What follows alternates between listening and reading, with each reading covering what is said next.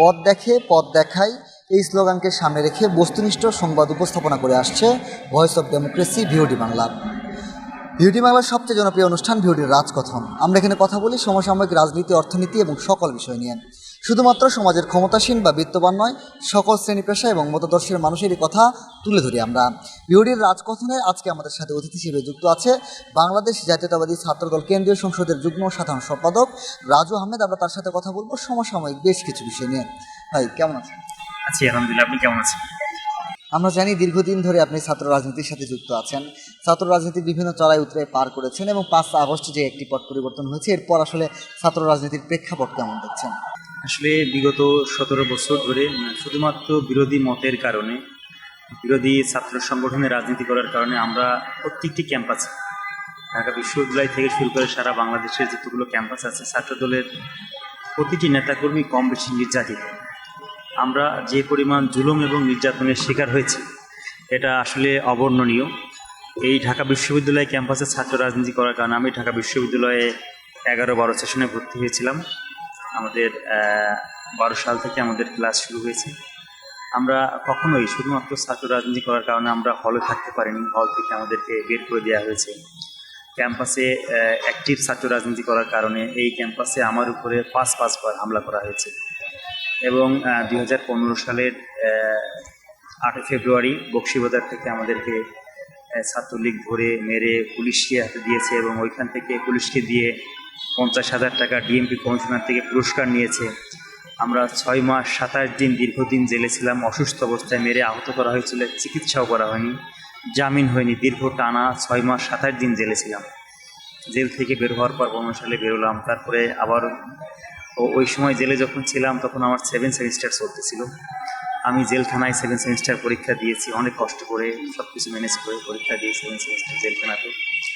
তারপরে তো জেল থেকে বের হলাম, 2টা ঈদ জেলে করেছি, পরিবার পরিজন থেকে বিচ্ছিন্ন হয়ে অসুস্থ অবস্থায় পরীক্ষা দিয়েছি জেলখানাতে, 2টা ঈদ জেলখানায় করেছি। তারপরে আপনার যখন আমরা জেল থেকে বেরিয়েছি আবার যখন রেগুলার মিছিল মিটিংয়ে যোগদান করেছি ঢাকা বিশ্ববিদ্যালয়ে, আমরা যখন 2022 সালে ঢাকা বিশ্ববিদ্যালয় ছাত্রদলের নতুন কমিটি হয় যখন আমরা ভিসিকে ফুলেল সংবর্ধনা দেওয়ার জন্য ঢাকা বিশ্ববিদ্যালয় ক্যাম্পাসে আসছিলাম, তখন আমাদের উপর ভিসি আমাদেরকে তখন কল করছে যে ঠিক আছে তোমরা কম সংখ্যক ছাত্র নেতৃবৃন্দ নিয়ে তোমরা ক্যাম্পাসে আসো, আমার সাথে দেখা করে যাও। তো আমরা ঠিক সেই অনুযায়ী আমরা ক্যাম্পাসে এসেছি। আমরা নির্ঘেত হয়ে আমরা ভিসির কার্যালয়ে আসতেছিলাম। একটু হলের সামনে আমাদের উপর ছাত্রলীগ হামলা করেছিল এবং ওই হামলাতে আমাদের অসংখ্য নেতাকর্মী, আমি নিজে ওই হামলায় আমাকে মাথা ফেটে গিয়েছিল এবং দীর্ঘ 7 দিন মানে আমরা হসপিটালে ভর্তি ছিল। আমি সহ আমাদের আরও অনেক সহকর্মী প্রায় 10-15 জন সবাইকে মারাত্মকভাবে আহত করা হয়েছিল। তখন তো এই হামলা শেষ হলো। আবার 2023 সালে রমজানের সময় যখন আমি ইফতার করে মাত্র ঢাকা মেডিকেল আউটডোরে আমরা বসেছিলাম, ছোটো ভাইয়েরা ছোটো বোনেরা ছিল, আড্ডা দিচ্ছিলাম, চা খাচ্ছিলাম। ইন দ্য মিন টাইম ছাত্রলীগের লোকজন বাইক শটগান দিয়ে এসে আমাদের উপর হামলা ছিল। রমজান মাস, আমরা ইফতার করে মাত্র বসছি, মানবিকতার ন্যূনতম কোনো মানে লেশমাত্র ছিল না এই ছাত্রলীগের ভিতরে। যে রমজান মাস, কোনো মিছিল নেই, কোনো মিটিং নেই, আমরা কোনো রাজনৈতিক কার্যক্রম পরিচালনা করতেছিলাম, আমরা কোনো নিষিদ্ধ সংগঠন নয়, আমরা ইফতার করে চা খাচ্ছিলাম, এই সময় আমাদের উপর হামলা করা হয়েছে। কতটা অমানবিক, কতটা পাশবিক, কতটা মানে অমানুষ হলে এই কাজগুলো করতে পারে। আমরা মুসলিম হিসেবে, তারাও মুসলিম, রমজান মাসে মানুষের উপর তারা হামলা করে রক্ত ঝরিয়েছে। এই ন্যাক্কারজনক কাজগুলো নেপথ্যে ছিল ছাত্রলীগ, যারা বাংলাদেশ থেকে বিতাড়িত হয়েছে এবং আওয়ামী লীগ বিতাড়িত হয়েছে। আমরা এরকম কাজ আমাদের উপরে বারবার করছে। আমরা আরও একবার ঢাকা বিশ্ববিদ্যালয় ক্যাম্পাসে ভর্তি পরীক্ষা চলতেছিল, আমরা কার্জন হলে ফুল দিচ্ছিলাম, তখনও ছাত্রলীগ আমাদের উপর হামলা করেছে। আমার পায়ের নখ উঠে গেছিল হামলা করে, আমাদের অনেকগুলো ছোটো ভাই মানে মারাত্মকভাবে আহত হয়েছিল। এরকম ক্যাম্পাসে 5-5 বার আমরা হামলার শিকার হয়েছি। 6 মাস 27 দিন জেল কেটে, দীর্ঘদিন জেল কেটেছি। তো এইরকম পরিবেশ ছিল আমাদের। শুধু এটা তো আমার গল্প বললাম, আমাদের ছাত্রদলের প্রত্যেকটি নেতা কর্মীর গল্প এমন। আপনি একজন কাছে শুনলে বলবেন যে তোমার উপর কেমন নির্যাতন হয়েছে, সে কিন্তু বলবে যে তার উপর কি অমানবিক, কি পাশবিক নির্যাতন হয়েছে। প্রত্যেকটি ছাত্র নেতার এমন এমন করুণ কাহিনী আপনি শুনতে পারবেন। তো সেই পরিস্থিতি, সেই প্রেক্ষাপটে কিন্তু অবসান হয়েছে। এখন আমরা ছাত্র রাজনীতিতে ঢাকা বিশ্ববিদ্যালয়ে আমরা ঢাকা বিশ্ববিদ্যালয় সহ প্রত্যেকটি ক্যাম্পাসে আমরা বিএনপির ভারপ্রাপ্ত চেয়ারম্যান জনাব তারেক রহমানের নির্দেশনায়, তিনি আমাদের সাংগঠনিক অভিভাবক, আমাদের ছাত্রদলের ছাত্র বিষয়ক সম্পাদক, ছাত্রদলের প্রেসিডেন্ট সেক্রেটারি, প্রত্যেকেই কিন্তু আমাদের এই অপসংস্কৃতি কুসংস্কার থেকে আমরা বেরিয়ে এসেছি। ছাত্রলীগের যে টেন্ডারবাজির রাজনীতি ছিল, যে হলের যে গেস্টরুমের যে কালচার টর্চারের রাজনীতি ছিল, বা যারা যে মানে হীন কাজগুলোর সাথে ছাত্রলীগ জড়িত ছিল, আমরা সেই রাজনীতি ক্যাম্পাসগুলোকে পরিচালনা করতে চাই। ছাত্র বান্ধব রাজনীতি, ছাত্রদের কল্যাণের জন্য যে রাজনীতি, সেই রাজনীতিটা আমরা করতে চাই। প্রত্যেকটা ক্যাম্পাসে শিক্ষার সুষ্ঠু পরিবেশ থাক, আমরা সেই উদ্দেশ্য নিয়ে, সেই লক্ষ্য নিয়ে প্রত্যেকটি ক্যাম্পাসে সারা বাংলাদেশে আমাদের প্রত্যেকটি শিক্ষা প্রতিষ্ঠানে আমরা কাজ করছি। আমি নিজেও চট্টগ্রাম বিভাগের দায়িত্বে আছি। 38টি সাংগঠনিক টিম সারা বাংলাদেশে কলেজ বিশ্ববিদ্যালয়ের কমিটি গঠন করার ক্ষেত্রে কাজ করছি ছাত্র দলে। আমরা সেইখান থেকে ছাত্রদের মতামত নিচ্ছি যে আপনার ক্যাম্পাসটি কেমন রাজনীতি দেখতে চান। প্রত্যেকের ফিডব্যাকটাই এমন যে আমরা ছাত্রলীগের যে অপসংস্কৃতি ছিল বা কুসংস্কার ছিল, বা যে বৈরী আচরণ করতো ছাত্রদের সাথে, সেই রাজনীতি থেকে আমরা বেরিয়ে এসে সুন্দর আগামী বাংলাদেশ বিনির্মাণ করার জন্য ছাত্র বান্ধব ক্যাম্পাস বিনির্মাণ করতে চাই। সেই উদ্দেশ্য নিয়ে আমরা কাজ করে যাচ্ছি এবং আমরা প্রচুর সাড়া পাচ্ছি সারা বাংলাদেশ থেকে। ছাত্রদলের একটা নব দিগন্তের উন্মোচন হয়েছে, ছাত্র রাজনীতির একটা নব দিগন্তের সূচনা হয়েছে। সেই সূচনা ছাত্রদলের হাত ধরেই হয়েছে। আমরা সেই শিক্ষা ঐক্য এবং প্রগতির পতাকাবাহী সংগঠন ছাত্রদলের যে শহীদ প্রেসিডেন্ট জিয়াউর রহমানের হাত ধরে যে সংগঠনটি প্রতিষ্ঠা হয়েছিল, সেই আদর্শ, সেই নৈতিকতায়, সেই দেশপ্রেমের সে উজ্জীবিত হয়ে আমরা সারা বাংলাদেশের শিক্ষা প্রতিষ্ঠানে কাজ করছি এবং আমরা দেশের জন্য, দেশের মানুষের জন্য, গণতন্ত্রের জন্য, মানবাধিকারের জন্য যা যা করা দরকার ছাত্র সংগঠন হিসেবে আমরা সারা বাংলাদেশে প্রত্যেকটি শিক্ষা প্রতিষ্ঠানে আমরা যাচ্ছি এবং আমরা আমাদের বক্তব্যকে স্পষ্ট করছি যে আমরা আগামী দিনে এমন বাংলাদেশ চাই, এমন ছাত্র রাজনীতি চাই, এমন ক্যাম্পাস চাই। তো আমরা সাড়া পাচ্ছি আলহামদুলিল্লাহ। সেই লক্ষ্য এবং উদ্দেশ্য নিয়ে আমাদের কাজ চলছে। আমরা শুনলাম আপনার নির্যাতিত জীবনের গল্প। অনেকেই বলে আসলে যে বিএনপি এবং ছাত্রদল 16 বছরে কিছুই করতে পারেনি, এ বিষয়ে আসলে কি বলবেন? আসলে যারা এই বক্তব্য দিচ্ছেন, আমরা মানে মানে মানে কি বলবো, এই যে গণতন্ত্র পুনরুদ্ধারের জন্য বিএনপির ছাত্রদল, যুবদল, স্বেচ্ছাসেবক দল, মহিলা দল, যতগুলো অঙ্গ এবং সহযোগী সংগঠন আছে, এদের কন্ট্রিবিউশনটা অনেক অনেক বলবো গণতন্ত্রের জন্য, মানুষের ভোটাধিকার ফিরিয়ে দেওয়ার জন্য আমরা যে সংগ্রাম গত 17 বছর যাবৎ করেছি। আমাদের মানে অনেক বড় বড় নেতাকর্মীদের তারা গুম করে ফেলেছে। আমাদের ছেলেদের সাংগঠনিক সম্পাদক ছিল, ছাত্রদলের সেক্রেটারি ছিল ইলিয়াস ভাইকে তারা গুম করেছে। আমাদের বিএনপির স্ট্যান্ডিং কমিটির মেম্বার সালাউদ্দিন আহমদকে তারা শিলংয়ে নিয়ে ফেলে দিয়েছে চোখ বেঁধে মুখ বেঁধে। আমাদের চৌধুরী আলম থেকে শুরু করে আমাদের কত অসংখ্য নেতাকর্মীকে তারা গুম করেছে। ক্রস ফায়ার দিয়ে অসংখ্য ছাত্র নেতাদেরকে গুলি করেছে, গুম করেছে, খুন করেছে। মানে পুলিশি অত্যাচারে মানে কারাগারে মৃত্যুবরণ করেছে আমাদের পুরান ঢাকার ঐতিহ্যবাহী মানে আমাদের ছাত্র দলের সেক্রেটারি আমাদের পিন্টু ভাই কিন্তু কারাগারে নির্যাতনে মারা গেছে। এরকম অসংখ্য নেতাকর্মীর ত্যাগকে আপনি একবারকে অস্বীকার করেন যে না, বিগত 17 বছর ধরে বিএনপি কিছুই করেনি। বিগত 17 বছর ধরে তো শুধুমাত্র বিএনপি রাজপথে সোচ্চার ছিল। শুধু কি বিএনপির রাজনীতির জন্য সোচ্চার ছিল? বিএনপি তো কথা বলেছে মানুষের ভোটের অধিকার নিয়ে, মানুষের মানবাধিকার নিয়ে। শুধু কি বিএনপির লোকজন গুম হয়েছে? আরও তো অন্যান্য অনেক সংগঠনের লোকজন গুম হয়েছে। অন্যান্য যারা অপর প্রতিপক্ষ রাজনৈতিক দলগুলো আছে বাংলাদেশে, তাদেরও তো অত্যাচার নির্যাতনের শিকার হয়েছে। বিএনপি তো সবার পক্ষেই কথা বলেছে, সবার সাথে নিয়েই কাজ করেছে। আমাদের বিএনপির ভারপ্রাপ্ত চেয়ারম্যান কিন্তু বারবার বক্তব্য দিচ্ছেন যে আমি বলছি না যে আপনি আমাকে ভোট দেন, আমি বলছি আপনার ভোট আপনি দেবেন, সেই ভোটের সুষ্ঠু পরিবেশটাকে আমাদের গড়ে দিতে পারি, সেই লক্ষ্যে আমার হাতকে আপনারা শক্তিশালী করুন। আপনার ভোট আপনি দিবেন, যাকে খুশি তাকে দিবেন, কিন্তু আপনার ভোট দেওয়ার জন্য যে সুষ্ঠু পরিবেশ দরকার, সেই পরিবেশ সৃষ্টি করার জন্য আপনি আমার হাতকে শক্তিশালী করুন। এটা তারেক রহমানের বক্তব্য। বিএনপির ভারপ্রাপ্ত চেয়ারম্যান, উনি তো সাম্য এবং মানবিক বাংলাদেশ বিনির্মাণ করার জন্য কাজ করে যাচ্ছে। ওনার দিক নির্দেশনায় ম্যাডাম জেলে ছিলেন, বিএনপির ভারপ্রাপ্ত চেয়ারম্যান দায়িত্ব পালন করেছেন। আমরা প্রত্যেকটি আন্দোলন সংগ্রাম গণতন্ত্রের জন্য, মানুষের ভোটের অধিকারের জন্য মানে আমরা কিন্তু রাজপথের থেকে কাজ করে গিয়েছি। যারা এই বক্তব্য দেন তারা বাংলাদেশের হিস্ট্রিটা জানেন। বিগত 17 বছর ধরে রাজপথে বিএনপির যে পরিমাণ নেতাকর্মী নির্যাতিত হয়েছে, নিহত হয়েছে, আহত, তারা সেই লিস্টটা তারা দেখেনি। ইভেন তো আপনি যদি বলেন যে এই যে যে আন্দোলন সংগ্রামের মাধ্যমে স্বৈরাচারী শেখ হাসিনা এবং আওয়ামী লীগ এবং ছাত্রলীগ যুবলীগ বাংলাদেশ থেকে বিতাড়িত হয়েছে, এই আন্দোলনকে এই পর্যায়ে নিয়ে আসার জন্য বাংলাদেশের মানুষের 17 বছর ধরে বিএনপির কন্ট্রিবিউশনটাকে তো এখানে নিয়ে আসছে। সকল মানুষের অত্যাচার নির্যাতন নিপীড়নের জন্য কথা বলেছে বিএনপি, মানুষের সাথে কথা বলেছে। এই যে জন আন্দোলন সৃষ্টি হয়েছে, এ তো একদিনের প্রেক্ষাপটে না, দীর্ঘদিন ধরে 17 বছর ধরে মানুষের ভিতরে মানে মানে ক্ষোভ জমে থাকা পুঞ্জীবিত ক্ষোভের বহিঃপ্রকাশ হচ্ছে এই জুলাই আগস্টের আন্দোলন সংগ্রাম। এই আন্দোলন সংগ্রামেও বিএনপির ভারপ্রাপ্ত চেয়ারম্যান উনি কিন্তু একদম প্রত্যেকের সাথেই কথা বলেছেন, প্রত্যেক অঙ্গ সংগঠন নেতাকর্মীদের সাথে, মহানগরীর নেতাকর্মীদের সাথে, সারা বাংলাদেশের থানায়, জেলায়, ওয়ার্ডে, ইউনিয়ন পর্যায়ে কিন্তু কথা বলেছেন যে আপনাকে এই যৌক্তিক আন্দোলনের সাথে থাকেন, আপনারা এই যৌক্তিক আন্দোলনটাকে সমর্থন দেন, আপনারা নিজের স্বশৈলে আন্দোলন থাকেন। আমরা সেই অনুযায়ী তার সাথে থেকেছি। আমরা যে ফেসবুকে বিপ্লব দেখেছি, আপনি হয়তো জানেন কিনা জানি না, যে আমরা ওই যে ফেসবুকে আমরা যে রেড করে দিলাম আমাদের সবার প্রোফাইল পিকচার, এটা তারেক রহমানের কনসেপ্ট।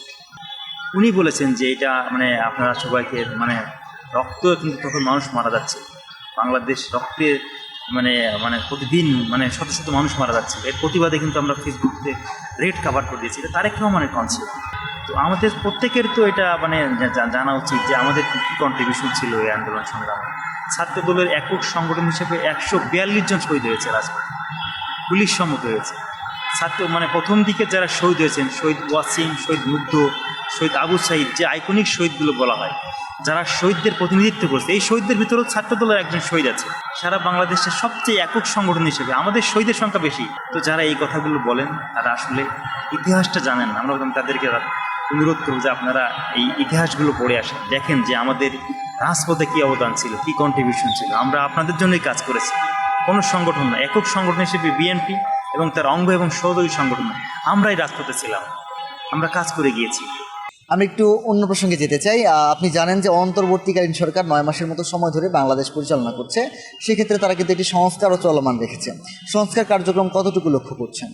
এই যে জুলাই আগস্টের পরে যে ডক্টর ইউনূস সাহেবের নেতৃত্বে যে অন্তর্বর্তীকালীন সরকার গঠিত হয়েছে, যারা উপদেষ্টারা আছেন, তারা চেষ্টা করছেন কাজ করার। কিন্তু আমরা বলবো যে এখনও বাংলাদেশে যারা এই জুলাই আগস্ট হত্যাকাণ্ড চালিয়েছে, যারা এই 17 বছর ধরে মানুষের উপর নির্যাতন নিপীড়ন করেছে, প্রশাসনে তারা কিন্তু এখনও ঘাপটি মেরে বসে আছে, তাদেরকে কিন্তু অপসারণ করা হয় না। যে বিচারকগুলো বিচার করতে গিয়ে শুধুমাত্র বিরোধী মতের হওয়ার কারণে মানুষকে জেল দিয়েছে, জুলুম করেছে, নির্যাতন করেছে, রিমান্ডে নিয়েছে, তাদের একজনের বিরুদ্ধে দেখলাম না যে 10টা বিচারকের বিচার হয়েছে, তারা ওএসডি হয়েছে। যে সচিবগুলো এই সরকারের যে শত অবৈধ কাজের তারা সহযোগী ছিল, তাদেরকে একজনকে বহিষ্কার করা হয়েছে। আপনি কি বলতে পারবেন যে সারা বাংলাদেশে যতগুলো ডিসি ছিল, শেখ হাসিনার 3টা নির্বাচন, দামি নির্বাচন, যেটা ভোট চুরি করেছিল, আপনি কি বলতে পারবেন যে এই ডিসিগুলোর এই শাস্তি হয়েছে? সাবেক নির্বাচন কমিশনারগুলোকে একজনকে ধরা হয়েছে, তারা কোথায়? এরা তো আওয়ামী লীগের স্বৈরাচারের দোসর ছিল। সারা বাংলাদেশে 64টা ডিস্ট্রিক্টে যে পুলিশের যে বড় বড় কর্মকর্তা ছিল, ডিসি, এসপিরা ছিল, এরা কোথায়? এদেরকে কি ধরা হয়েছে? এরা তো ঘাপটি মেরে আছে বিচারালয়ে, জেলাতে, থানাতে, যারা এই যে মানে আওয়ামী লীগের মানে স্বৈরাচারের দোসর হিসেবে কাজ করেছে, অবৈধভাবে মানুষকে গুম করেছে, খুন করেছে, হত্যা করেছে। জুলাই আগস্টে 2000-এর বেশি মানুষকে তারা রাজপথে গুলি করে হত্যা করেছে। 6000-এর বেশি মানুষ মনে হয় চোখ নাই, তাদের চোখ হারাইছে। 30,000-এর বেশি মানুষ পঙ্গুত্ব বরণ করেছে। আপনি কি বলবেন এইগুলোকে? আস্তে আস্তে কিন্তু এই বিচার কার্যক্রমগুলো আগাচ্ছে না। অন্তর্বর্তীকালীন সরকারের প্রথম এবং দায়িত্ব ছিল যারা এই 17 বছর যাবৎ এই অবৈধ কাজের সাথে লিপ্ত ছিল এবং যারা জুলাই আগস্টে যারা এই মানে হত্যাকাণ্ড চালিয়েছে, এদেরকে আইডেন্টিফাই করে এদেরকে বিচারের আওতায় নিয়ে আসা, এটা প্রথম সংস্কার হওয়ার দরকার ছিল। দ্বিতীয় সংস্কার হওয়ার দরকার ছিল যে মানুষ কিন্তু দীর্ঘ 17 বছর যাবৎ তার ভোটের অধিকার থেকে বঞ্চিত হয়েছে। যত দ্রুত সম্ভব ভোটার তালিকা হালনাগাদ করে নির্বাচন কমিশনটাকে সংস্কার করে নির্বাচনের জন্য যারা নির্বাচনে জনগণের প্রতিনিধিত্ব করে রাজনৈতিক দলগুলোর সাথে কথা বলে একটা নির্বাচনের সুনির্দিষ্ট ডেট ফিক্স করা যে আমরা অমুক তারিখে নির্বাচনটা দিতে চাই, যত দ্রুত সম্ভব জনগণের যারা প্রতিনিধিত্ব করে সেই প্রতিনিধিদের নির্বাচিত করা এবং জাতীয় সংসদের থেকে সকল সিদ্ধান্তগুলো আসলেই মনে হয় সেটাই সবচেয়ে বেশি গ্রহণযোগ্য বলে আমরা বিবেচনা করি। সারা বিশ্বের গণতান্ত্রিক দেশগুলোতে সেটাই বিবেচিত হয় যে সংসদের মাধ্যমে যারা জনপ্রতিনিধি হয়ে আসেন তাদের ভোটে যে সিদ্ধান্ত আসে সেটাই সারা বাংলাদেশের মানুষের সিদ্ধান্ত হয় বা সারা দেশে একটা দেশের সিদ্ধান্ত হয়। তো আমরা এই যারা আছেন অন্তর্বর্তীকালীন সরকার যারা আছেন, আমরা এদের কাছে আমরা বলবো যে আপনারা শেখ হাসিনা আমলে আমরা দেখেছি যে আগে উন্নয়ন পরে নির্বাচন, এখন আমরা শুনতেছি আগে সংস্কার পরে নির্বাচন। একই তো ধারাবাহিকতা, একই তো কথার প্যাটার্ন বা যৌক্তিকতা একই রকম। মানুষ গণতন্ত্র চায়, মানুষ ভোট দিতে চায়, সংস্কারও চলমান প্রক্রিয়া, উন্নয়নও চলমান প্রক্রিয়া, এটা ধারাবাহিকভাবে চলতে থাকবে। কিন্তু আগে আপনার মানুষের ভোটের অধিকার দিয়ে দেশে গণতন্ত্র ফিরিয়ে আনতে হবে, মানুষের কথা বলার ভোটাধিকার প্রয়োগ করার অধিকারটাকে ফিরিয়ে দিতে হবে। আর আইনশৃঙ্খলা পরিস্থিতিটাকে এখন যে পরিস্থিতি আছে এটাকে আরও কতটা বিভিন্ন জায়গায় বিভিন্ন ক্যাম্পাসে আমরা দেখি মব সৃষ্টি হয়, উদ্দেশ্যপ্রণোদিতভাবে একটা ঘটনাকে নিয়ে আপনাকে মব সৃষ্টি করে একটা বিশৃঙ্খল পরিস্থিতি তৈরি করা হয়। শিক্ষা প্রতিষ্ঠান থেকে শুরু করে বিভিন্ন জায়গায় বিশৃঙ্খল অবস্থা। তো আমরা আইন শৃঙ্খলা পরিস্থিতি এগুলো সৃষ্টির পিছনে নেপথ্যে কাজ করেন কিন্তু আওয়ামী লীগের দশর, যারা আওয়ামী লীগের আমলে বৈধভাবে নিয়োগপ্রাপ্ত হয়েছে, এরাই কিন্তু এই সরকারটাকে তারা কিন্তু অশান্তির ভিতরে রাখতে চায়, বিশৃঙ্খল পরিস্থিতিতে তাদেরকে চিহ্নিত করে এই প্রশাসনে যারা গিরগিটি আছে, যারা সময়ে সময়ে তাদের রং পরিবর্তন করেন, এদেরকে আইডেন্টিফাই করে এদেরকে বহিষ্কার করা উচিত, এদেরকে ওএসডি করা উচিত, যাতে করে এই আইন শৃঙ্খলা পরিস্থিতি দিনকে দিন উন্নত পর্যায়ে চলে যায়। আমরা এটাই প্রত্যাশা থাকছি, এদেরকে আইডেন্টিফাই করুন, আইনের আওতায় আনুন, বিচার করুন, এদেরকে শাস্তির আওতায় নিয়ে আসুন, তাহলে আইন শৃঙ্খলা পরিস্থিতি আরও সুন্দর করে দিন চলবে। বসুন্ধরা, উত্তরা, বনশ্রী, কুড়িল ও বাড্ডা সহ রাজধানীর বিভিন্ন স্থানে অভিজাত ও অত্যাধুনিক মানের ফ্ল্যাট কেনার এক নির্ভরযোগ্য প্রতিষ্ঠান প্লেজেন্ট প্রপার্টিজ লিমিটেড। তাই আপনার স্বপ্নের আবাসনের জন্য আজই যোগাযোগ করুন। Pleasant properties limited, where destiny matches eventually. আমরা একটু নির্বাচন প্রসঙ্গে আপনার কাছে জানতে চাই।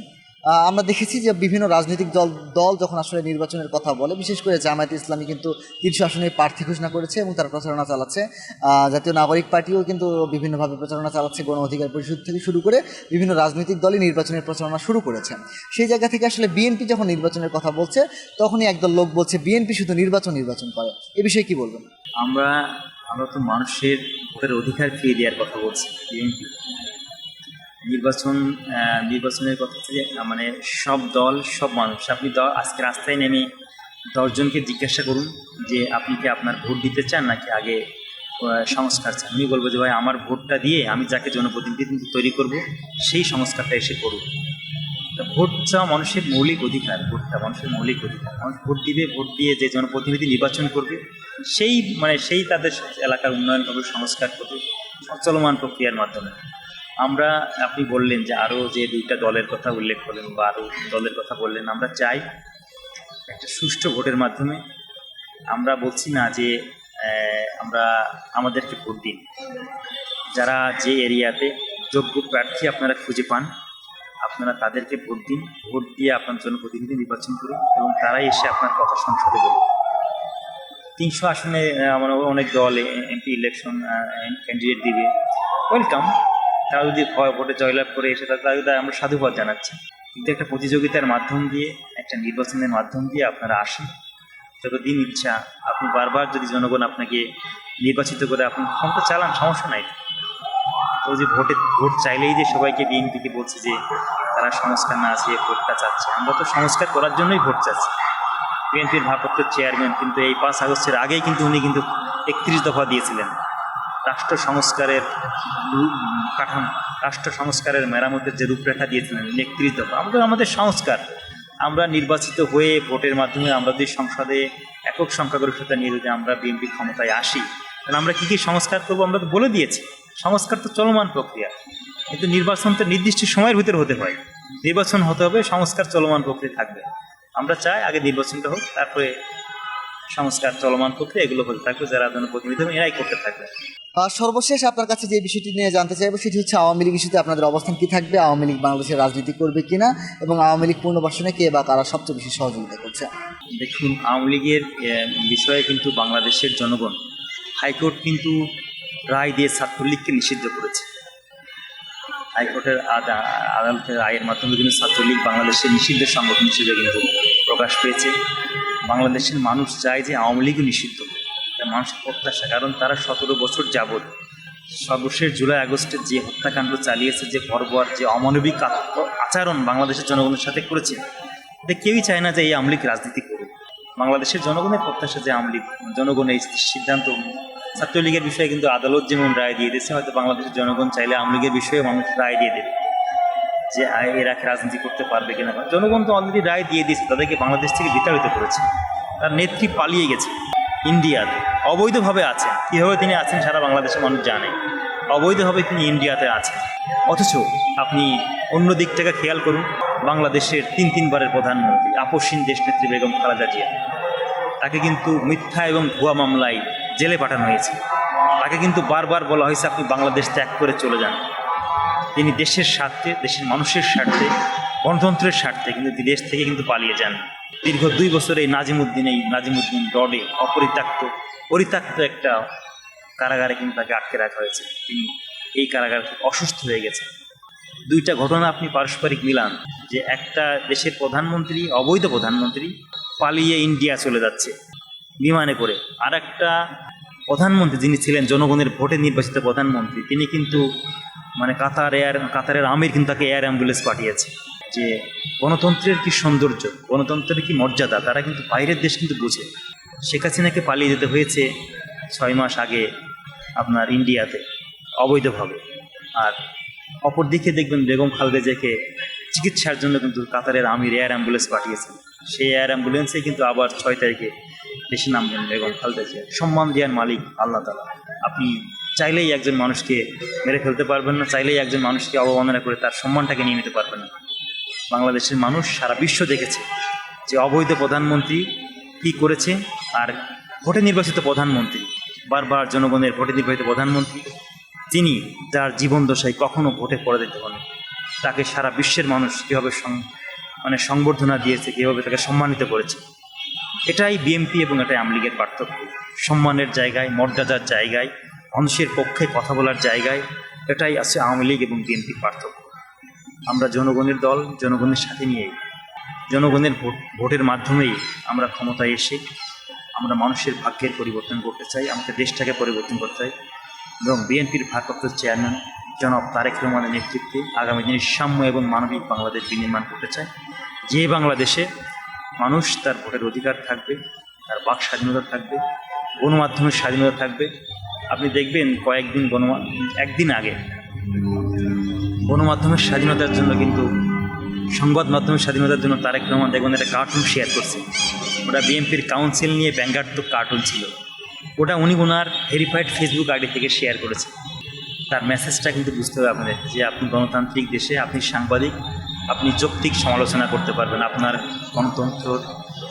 গণতন্ত্রের জন্য, মানুষের কথা বলার জন্য সংবাদপত্রের বা সংবাদ মাধ্যমের গলা চেপে ধরা হবে না। যেটা হয়েছিল শেখ মুজিবুল আমলে, 4টা পত্রিকা রেখে সব পত্রিকা বন্ধ করা হয়েছে। যেটা হয়েছিল শেখ হাসিনার আমলে, আমার দেশ সহ বিভিন্ন পত্রিকা বন্ধ করে দেওয়া হয়েছে। সেই পরিবেশ, সেই পর্যায় বিএনপি আমলে হবে না কখনো, আমরা আশা করি। আমরা মানুষের কথা বলতে যেতে চাই, আমরা যৌক্তিক সমালোচনা সহ্য করতে চাই, আমরা যৌক্তিক সমালোচনা নিয়ে সংস্কার করতে চাই, আমরা মানুষের সাথে নিয়ে বাংলাদেশটাকে আগামী দিনে বিনির্মাণ করতে চাই। যে বাংলাদেশ বিনির্মাণ করার চেষ্টা করেছিলেন বিএনপির প্রতিষ্ঠাতা আমাদের শহীদ প্রেসিডেন্ট জিয়াউর রহমান, যিনি স্বাধীনতার ঘোষণা দিয়েছিলেন, রণাঙ্গনে বীর মুক্তিযোদ্ধা ছিলেন। তিনি স্বাধীনতার যুদ্ধ ঘোষণা করার মতো কোনো লোক যখন ছিল না, তখন সামান্য মেজর থেকে দেশপ্রেমের তাড়নায় কিন্তু স্বাধীনতার ঘোষণা দিয়েছিলেন।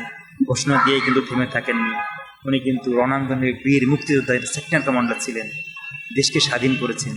পরবর্তী পরিস্থিতির যখন দেশের মানুষ, বাংলাদেশের রাজনৈতিক পরিস্থিতি আলমাটাল হয়ে দেশের ক্ষমতা গ্রহণ করেছেন এবং বাংলাদেশে তিনি মানে ওই যে প্রেক্ষাপটে উনি ক্ষমতা গ্রহণ করেছিলেন, সেই প্রেক্ষাপটের পর থেকে তিনি বাংলাদেশের কৃষি বিপ্লব ঘটিয়েছিলেন খাল খনন কর্মসূচির মাধ্যমে। বাংলাদেশের খাদ্যের সংসম্পন্ন উনি করেছিলেন। এখন বাংলাদেশ যে খাত থেকে সব থেকে বেশি রেমিটেন্স আসে, সেই খাতটাও কিন্তু শহীদ প্রেসিডেন্ট জিয়াউর রহমানের আমলে তৈরি পোশাক শিল্প রপ্তানি এবং বিদেশি শ্রম রপ্তানি, বিদেশের শ্রমিক যে আমরা পাঠাই বিদেশে, এটা কিন্তু শহীদ প্রেসিডেন্ট জিয়াউর রহমানের হাত ধরে চলা। যে দুইটা সেক্টর থেকে সবচেয়ে বেশি রেমিটেন্স বাংলাদেশে আসে এবং যার উপর ভিত্তি করে বাংলাদেশ দাঁড়িয়ে আছে, সেটার সূচনা কিন্তু শহীদ প্রেসিডেন্ট জিয়াউর রহমান করেছেন। আমরা সেই দলের কর্মী, আমরা সেই দলের নেতা, আমরা সেই দলের নিয়ে কাজ করে যাচ্ছি। দেশনেত্রী বেগম খালেদা জিয়া বাংলাদেশে উনি গৃহিণী ছিলেন, শহীদ প্রেসিডেন্ট জিয়াউর রহমানের স্ত্রী ছিলেন। উনি কিন্তু রাজনীতি করতেন না, কিন্তু গণতন্ত্রের প্রশ্নে যখন রাজপথের শূন্যতা, রাজনৈতিক নেতৃত্বের শূন্য অবস্থান তৈরি হয়েছে, যখন দেশি বিদেশি ষড়যন্ত্র, যখন শহীদ প্রেসিডেন্ট জিয়াউর রহমানের চট্টগ্রামে হত্যাকাণ্ড স্বীকার করা হয়েছে, হত্যাকাণ্ড করেছে, ঠিক তখনই কিন্তু রাজনৈতিক শূন্যতা এসেছে।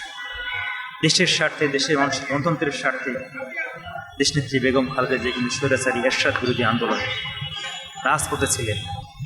রাজপথে থেকে স্বৈরাচারী এরশাদকে হটিয়ে উনি কিন্তু ক্ষমতায় এসেছিলেন।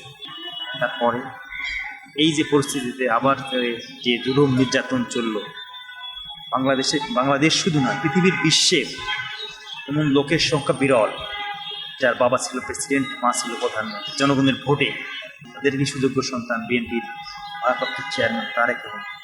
আমাদের সেই আদর্শ, সেই নৈতিকতা, সেই দেশপ্রেম নিয়ে আমি মনে করি যে ওনার শাসনামলটা হবে স্বর্ণাক্ষরে করে লেখা থাকবে।